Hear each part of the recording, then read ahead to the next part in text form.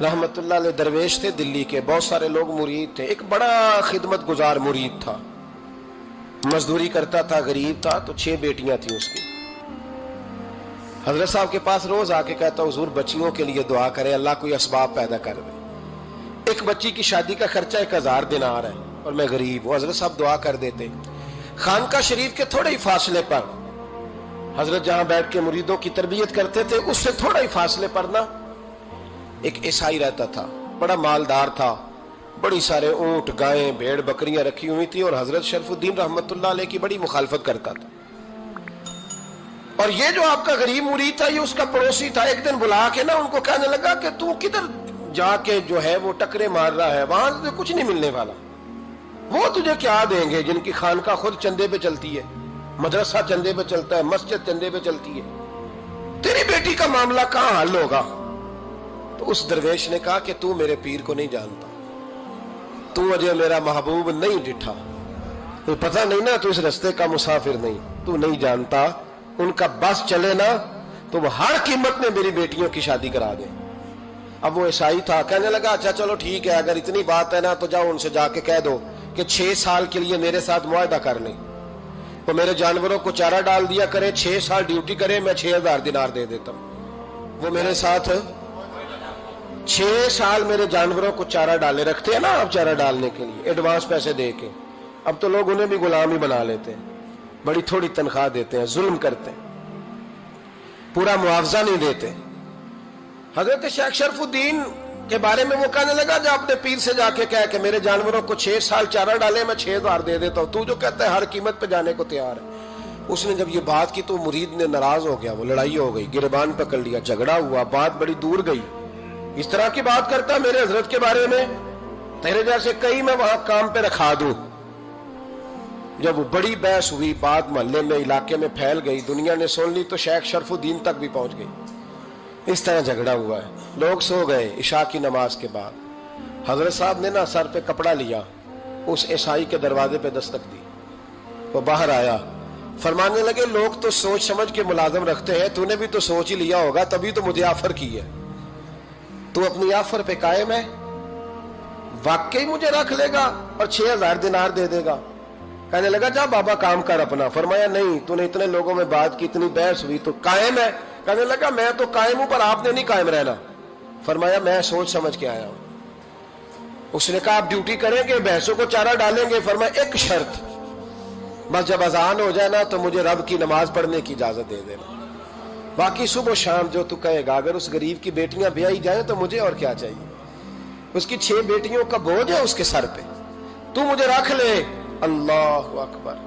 वो कहने लगा चले पे मेरे साथ खते बंदगी कर ले। आजकल हम स्टाम करते हैं, उस जमाने में खते बंदगी होता था, गुलामी का खत, काजी शहर के पास, यानी उसका ख्याल था कि चलो स्टाम की बात करूंगा तो भाग जाएंगे। फरमाया चल मैं तैयार हूं। काजी तक गए, तय हो गया, 6000 दिनार दे दिए। हजरत ने मुरीद को बुलाया, फरमाया पुत्र ये ले जा, जा मेरी बेटियों को रवाना कर दे। कहने लगा हुजूर ये क्या कर रहे हो आप, कुछ सोचे? फरमाया यार जब तुझे बेटा बना लिया तो फिर मेरी पोतियां तो लगती हैं ना, मेरा हक तो बनता है ना, जा जाके ड्यूटी कर, उनको ब्याह दे। बात फैल गई। बादशाह भी अकीदतमंद था, वो 12000 दिनार लेके पहुंचा। क्या बताऊं इन रब के बंदों का दिल कैसा होता है, क्या दर्द होता है, क्या रंग। 12000 दिनार लेके बादशाह आया और आके हजरत को पेश किए, का हुजूर आप दें इस ईसाई को, डबल दें और जाए काम करें। आप फरमाने लगे तू पैसे दे, शर्तें ना लगा, मेरा जहां दिल करेगा मैं खर्च करूंगा, मुझे तो मजा ही अब आने लगा है, अभी तो लुत्फ आ रहा है, अभी तो जायका आया है कुछ करने का, पैसे देने हैं तो दे, पाबंदी ना लगा, जहां मेरा दिल करेगा मैं। उसने कहा हुजूर ठीक है रख ले। हजरत ने फजर मस्जिद में पढ़ी, जेब में 12000 दिनार थे, ऐलान फरमाया भी किसी और की बेटी भी बैठी है तो पैसे मेरे पास है। वो 12000 दिनार भी बांट दिया, और 12000 दिनार बांट के ना तो फिर चले गए खेत में चारा काटने। उस ईसाई को किसी ने बतलाया कि उनके पास तो 12000 आया है, पर तुझसे जान नहीं छुड़ाई उन्होंने। वादा ये हुआ था कि 6 देंगे तो जाएंगे, जब तक देंगे नहीं तेरे घर में काम करेंगे। वो ना चारा काट रहे थे, हजरत साहब तो वहां पहुंच गया, दूर जाके खड़ा हो गया, कहने लगा बाबा پہلے تو میں نے مسلمانوں کے اخلاق سنے تھے، اب تو میں نے دیکھ بھی لیے، پر یہ بتا جب 12,000 آیا تھا جان کیوں نہیں چھڑائی؟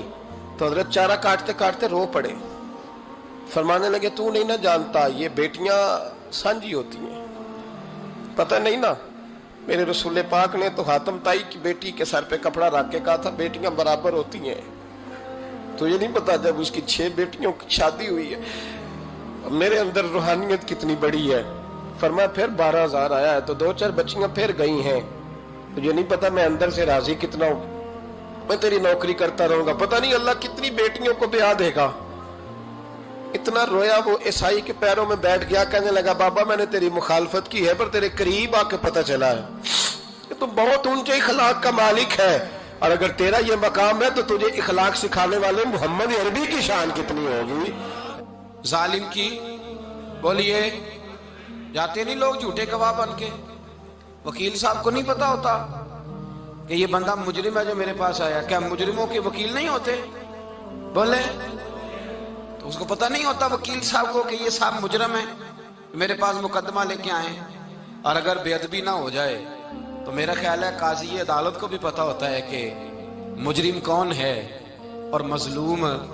میرے نبی پاک صلی اللہ علیہ وسلم نے اس قدر زیادہ سختی فرمائی اس مسئلے میں، فرمایا جس کو پتا تھا کہ فلاں آدمی ظالم ہے، ظلم کر رہا، پھر وہ ظالم کا گواہ بنا یا اس نے ظالم کی مدد کی، کتنی کی؟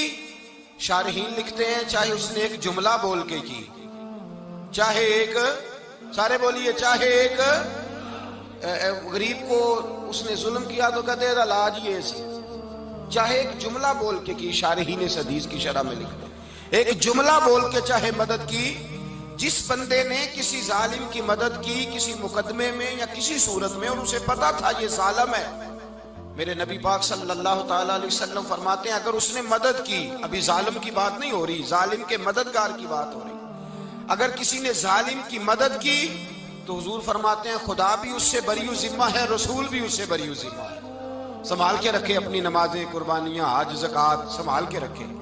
اگر ظالموں کا مددگار ہے، الیکشن آ لینے دے، آپ کو نظر آ جائے گا کون کون ظالموں کا مددگار ہے، نظر آ جائے گا، اپنی جیب سے لوگ پیسے دے کے ظالموں کی مدد کریں گے، ان کے فلیکس چھپوائیں گے، بورڈ لگوائیں گے، جیبوں سے پیسے دے کے۔ ہم نے خود آگ لگائی ہے چمن میں اپنے، بے سبب گردشی ایام کو الزام نہ دو، ہم نے خود نور کا ظلمت سے کیا ہے سودا، کر کے توہین سحر شام کو الزام نہ دو۔ ظالموں کے مددگار میدان میں آ گئے، یہ چھوٹا لفظ نہیں، میرے حبیب پاک صلی اللہ علیہ وسلم نے فرمایا جو ظالم کا مددگار ہے سن لے جو سجن کے ساتھ کچہری جاتا ہے، وہ یاد رکھے جو دوست کا گواہ بنتا ہے، وہ یاد رکھے جو کہتا ہے میں مانگی گیا تھا، مجھے بلایا گیا تھا قبضہ چھڑانے کے لیے کسی غریب بیوہ کی جائیداد پہ، کب وہ سن لے تو مدد کر کے نہیں آیا، تو خدا کے ذمے سے نکل گیا ہے۔ رسول پاک نے فرمایا تیرا میرا تعلق ختم ہو گیا، تو ظالم کا مددگار ہو گیا، پھر تو کہتا میں بے چین ہوں، میں بے قرار ہوں، میں آزمائش کا شکار ہوں، پلٹ کے دیکھ تو صحیح تیرا گناہ کتنا بڑا ہے۔ میرے نبی پاک صلی اللہ علیہ وسلم کا ایک اور فرمان سن لیں، ابن ماجہ ابو داؤد میں موجود ہے، اس حدیث کو آپ نے یاد کر لینا ہے، کر لیں گے انشاءاللہ، سارے کہیے انشاءاللہ، کر لیں گے یاد۔ حضور صلی اللہ علیہ وسلم نے فرمایا اگر تو ظالم کی مدد کرے گا نا، یہ لفظ دل کی تختی پہ لکھ لینا، یہ مکافات عمل ہے، مکافات عمل دنیا، ادھر کرو گے تو ادھر بھرو گے۔ فرمایا اگر تو کسی ظالم کی مدد کرے گا، سن لے حضور کا فرمان ہے، اگر تو ابن ماجہ ابو داؤد سیاہ میں موجود ہے، فرمایا اگر تو کسی ظالم کی مدد کرے گا تو رب تعالیٰ مرنے سے پہلے تیرے اوپر بھی ظالم کو مسلط کر دے گا، تیرے اوپر بھی ایک دفعہ ظلم ضرور ہوگا اگر تو ظالم کی، وہ کسی صورت میں بھی ہو سکتا ہے، کسی صورت میں بھی تیرا بیٹا ہی اٹھ کے ظلم کر دے گا، تو الجھ جائے گا، کسی نہ کسی جگہ تیرے لیے تباہی کا سامان ہوگا، تیرے اوپر ظلم ہوگا، اس لیے کہ تو ظالموں کا مددگار ہے۔ چاہیے یہ تھا کہ تو مظلوم کی مدد کرتا، انسانی ایمانی یقین کا فریضہ سر انجام دیتا، تو ظالموں کا مددگار ہو گیا۔ ٹٹول کے دیکھ لیں، رزلٹ نکال کے دیکھ لیں، ہمارے زمانے میں ظالموں کے مددگار زیادہ ہیں، اتنی لمبی زبانیں نکال کے ظالموں کی مدد کرتے ہیں، بڑے بڑے کالم نویس اللہ نے انہیں قدرت دی لکھنے کی، تو اپنا قلم ظالموں کی مدد میں خرچ کرتے ہیں۔